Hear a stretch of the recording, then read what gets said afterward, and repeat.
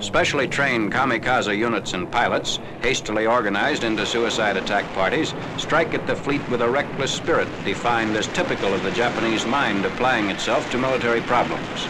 To these enemy flyers, there can be no more honorable death than self-immolation in a crash of flame on the deck of one of our warships. Principal differences between suicide plane attacks by the Japanese on a large scale and the conventional airplane attack are as follows. Range of enemy attack is greater because no return trip is necessary. Higher percentage of hits because missile is aimable right up to the point of contact. Suicide pilots are more determined than daring and are not deterred by actual or psychological obstacles. The suicide plane, with or without a bomb, is an extremely effective incendiary agent because of the gasoline carried. Any type of approach may be expected: deep and shallow dives and low-level runs.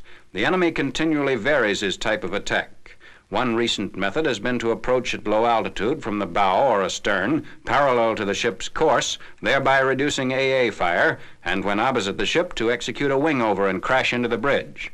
In order to effect surprise, a suicide plane may approach over land to avoid radar detection.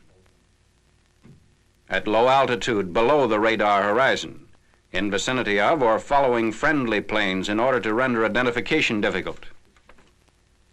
Use cloud cover. Use maximum speed. Approach from direction of sun or during low visibility.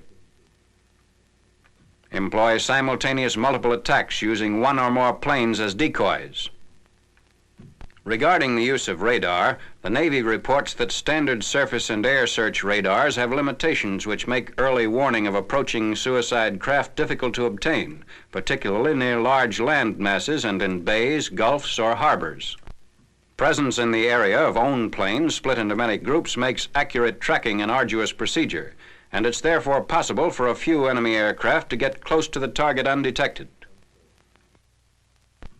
The Navy's recently introduced SP radar improves detection of low-flying planes and the altitude determination for fighter direction. Numerous recommendations for countermeasures have been made by officers of the fleet who've experienced suicide attacks. Greatest emphasis is placed on Navy gunnery, calling for heavier concentrations of AA fire. The directive is to open fire early, accurately, and in volume, and to keep on shooting.